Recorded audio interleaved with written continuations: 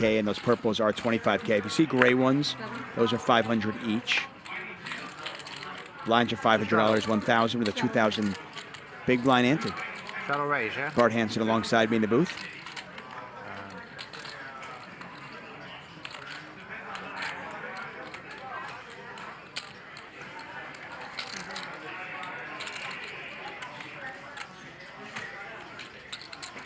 How often have we seen straddles on here tonight so far? Not often. Not often. Not often at all.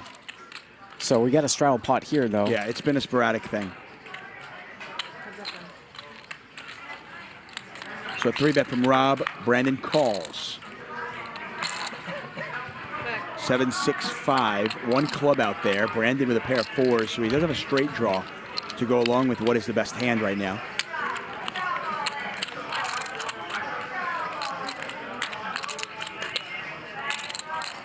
Backdoor clubs. So Rob now can win this with a king, a jack, a club, or he can just get Brandon to fold.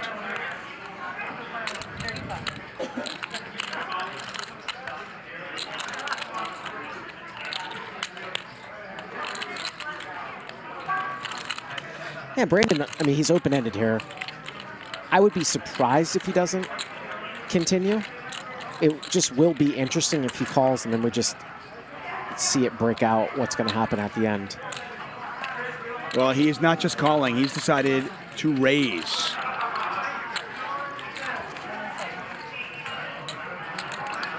And when you pick up a draw on the turn and then you get raised, it certainly becomes interesting. Action back over to Rob Young. It's 72,000 to call. You got 198 in the pot.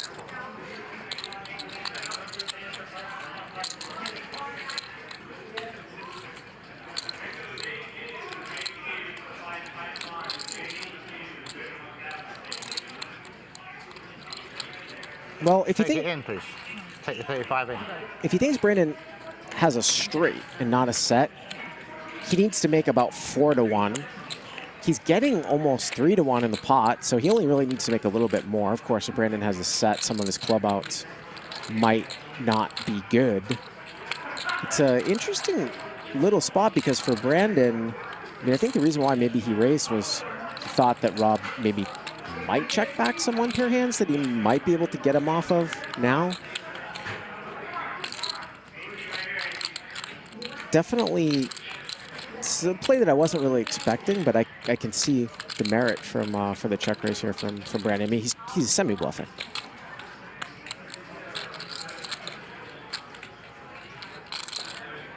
Rob Young in the black. Brandon to his right, our left on the left side of your screen. And it is 72,000 back over to Rob Young. And he's going to let it go. Wow, that is, boy, that is a, let's say, obviously we can see the cards. That is a tight fold. I mean, obviously if he doesn't think his overcards are good. But if Brandon did flop a straight though, and all your outs are good, I mean, if you were to hit that club, you really only need to make a little bit at the end. Well, I mean, I was hoping that this would go 15, 18 hours. You don't need to sleep? Nah. Yeah, sleep's overrated. You sleep when you're dead. Yeah, Keating said that in the beginning of when he was interviewed, he said, "You got me till 1 p.m. Don't anticipate the game going on that long, but it could go on pretty long." Charles with jacks, Keating 3-betting with 7 deuce. There's only a few guys that will drive the actual schedule of the game. Keating is one of them. Mickey is another guy too. So who knows? We could be here all night. Yeah, in fact, you've done that. Yeah. Well, I had to leave at the last. I had to catch a flight. Catch a flight, right. Yeah. Keating bets 20,000. Charles calls. Keating has very little equity right now, looking for an 8 or a 4. Well, 7 gives him equity as well. Yeah, we're not playing like 7 deuce bounty. He's playing by himself. Yeah, he's just coming out of his shell and decides to. Nobody's playing the 7 deuce game except him. I respect that. And Barreling off. Charles is not the type to make 43,000.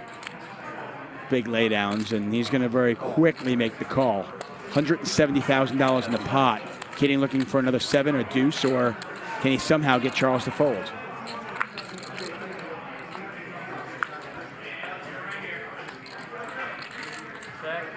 That's really interesting here because Keating's really in between here.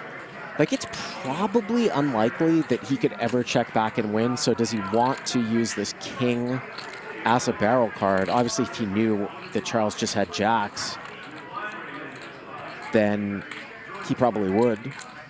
And Is the fear here that you think Charles has a queen and is not folding? well, I mean, the only thing about that is that there's less of a chance that he has king-queen, right? Now that a king comes out.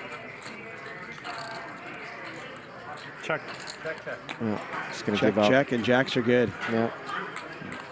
Oh, and you can almost see the pause there from Keating, like, oh, if I knew you had that. The other thing that I find, though, is that people get really curious in those spots when someone goes bet, bet, bet. Because a lot of people won't. 10? I guess that's all relative, right?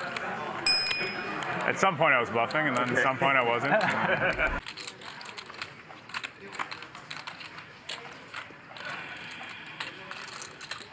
6,000. Well, Charles here, ace king off. Bringing in here for 6K, so we're playing this round of straddles, of course. So 500, 1,000, 2,000. Good call. 2K ante. Three-way. You're fun, guys.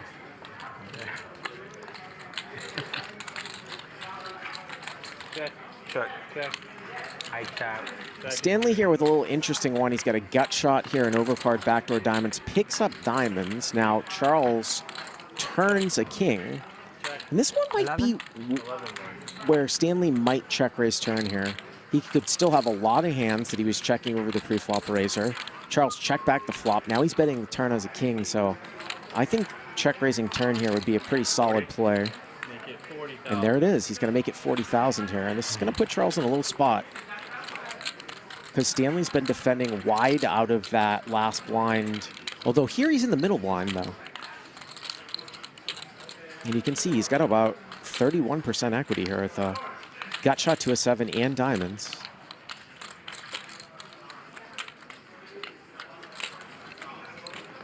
Okay, just call.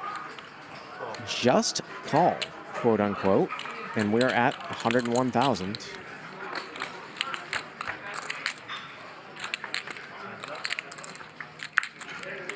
And the river is the jack of diamonds.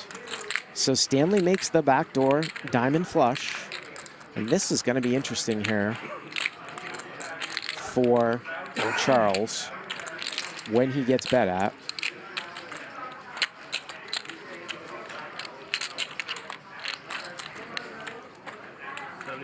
$75,000. 3 plum Kobe's. Wow, a snap fold. Snap fold. Lawrence, I think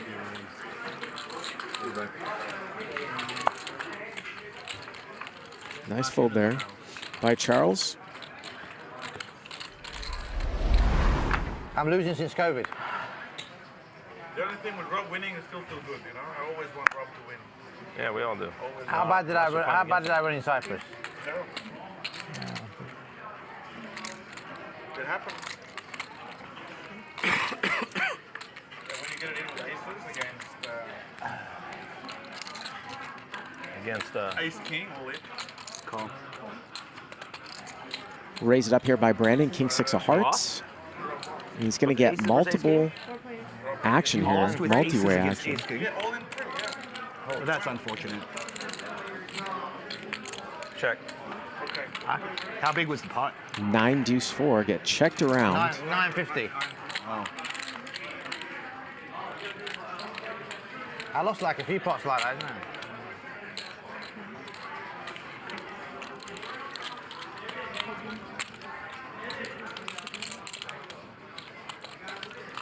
Turn here is a 10. JRB here is going to bet out with a 4, and Ben and Tony G both have open-ended straight draws here with Queen Jack. And the river's a king, so we could see a big pot here, but it's going to get chopped up. Two players here at the Stone Cold Nuts. Stone Cold Nuts.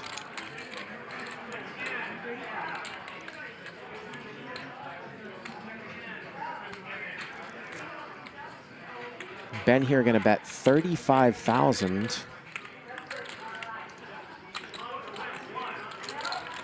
Raise 100 on top. Tony G going to raise it up to 135. Ben going to do a double check. Yeah, I get the nuts.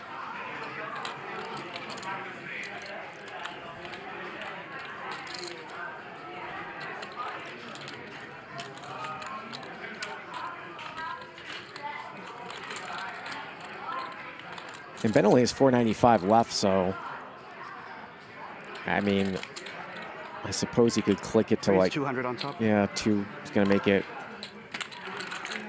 230, 335 total, and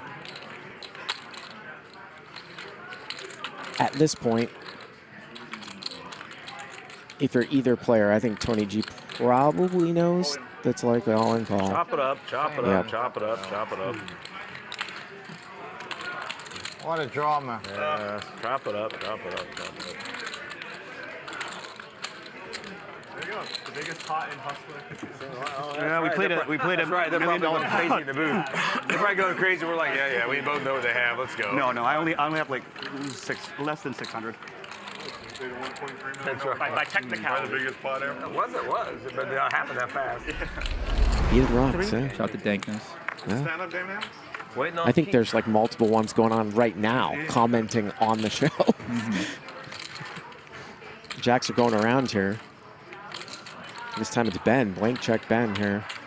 Who's just, I don't know how he's bled down almost $500,000. He's at 538. Everybody started with $1 million. Yeah, he was looking tilted out of his mind last time I seen him. Veronica said she chatted with him on the way back. He was not in the mood. Really? To say much. Oh, Yeah, yeah? he was, yeah. And Tony G picks up ace queen off, so we could see some, cold 4-bet action here. Get an open here from Jack 9 of Hearts, 3-bet call. Got cold callers, got a lot of dead money out there. Call 14. Yeah. Call 14. We got a suited connector here for Mr. Party Poker and 4-way 72,000. Feel that big pot energy here, Bart? Yeah. Talk it up. King, queen, 5. Well, Well, gut shot here for Charles, the original raiser. Not a great flop here for Ben with jacks. Tony G here with ace queen. I'm going to get checked around. Well, JRB here turns the world, and Rob now Look with at that. 2 pair. So 4-5 turns 2 pair. JRB here with 8-6 of hearts, and Charles with Jack 9 hearts. 2 combo draws. Charles here with the gut shot to the 10 hearts. JRB with the gut shot to the 7 hearts. Rob with 2 pair. what's Tony G thinking about here, Bart? Tony G with ace queen. I mean, he's in a tough little spot though because he's got the field behind him. After he got checked through, he's just going to give it up. But remember, Charles is the original raiser. He could possibly maybe be thinking about doing something. But the question would be, would you really, check a set on that flop? He's just going to call. Obviously, Ben's out of there, and now it's over to JRB. He's got the same considerations. He's probably going to bet anything that's big on the flop, so you probably just want to call. And we could see some pain. How about the 5 of hearts here, Joey? 3 of you. Well, it is a 10, but that's Does going make the straight. give Charles, the Jack 9. Front door of spades. I mean, Rob, he's got 2 pair, but I don't know how much he thinks he's going to be able to extract here. And Charles was the pre-flop raiser. He checked back the flop, so you wouldn't think he would have spades, and he checks. Charles checks. JRB's got 8 high, 177,000 in the pot. He gives up. Yep, just going to check it through. And the straight is going to win it. I had it. Yep. I think that's going to win. That's when you take a big sigh of relief if you're JRB. Right? Oh, yeah. I mean, probably wasn't going to get Charles to lay that down. Obviously, Rob Should I raise? cold called 4-5 suited in the small blind. Gets himself in a little bit of trouble once you make